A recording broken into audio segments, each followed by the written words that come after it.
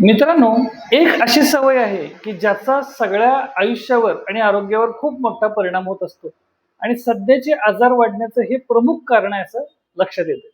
मित्रांनो, बऱ्याच लोकांना ही सवय आहे.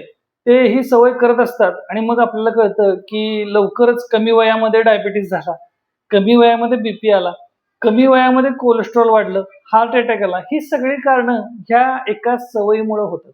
आता ही कोणती सवय आहे? कदाचित ही सवय तुम्ही सुद्धा करत असाल, तर उद्यापासूनच ही सवय बदला आणि चांगलं आरोग्य निवडा.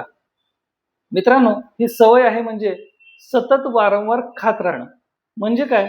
तर सकाळी जेवल्यानंतर संध्याकाळी जे जेवायचं असतं, त्या 2 जेवणांच्या मध्ये अंतर पाहिजे. कमीत कमी 5 ते 6 तास तुम्ही काही नाही खायला पाहिजे.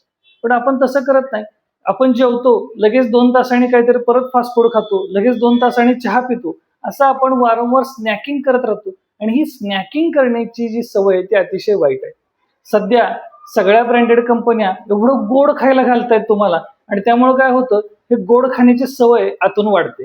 त्यातल्या त्यात चहासारखी सवय अतिशय वाईट. म्हणजे सकाळी तुम्ही 8, 8:30 ला किंवा 7 ला नाश्ता केला असेल, तर दुपारी 1 ला तुम्ही जेवण आणि संध्याकाळी 7:30 किंवा 7च्या आसपास तुम्ही जेवण करायला पाहिजे. मधल्या काळात खरं तर खाणं खूप टाळलं पाहिजे.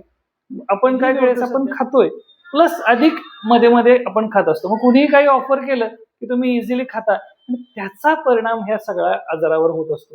मग वजन वाढतंय, मग ग्लायसेमिक इंडेक्स वाढतोय.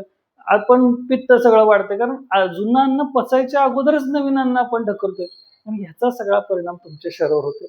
त्यामुळे ही सवय टाळा. 2 जेवणांच्या मध्ये अंतर ठेवा आणि आरोग्यात किती चांगला फरक पडतोय मला सांगा. धन्यवाद.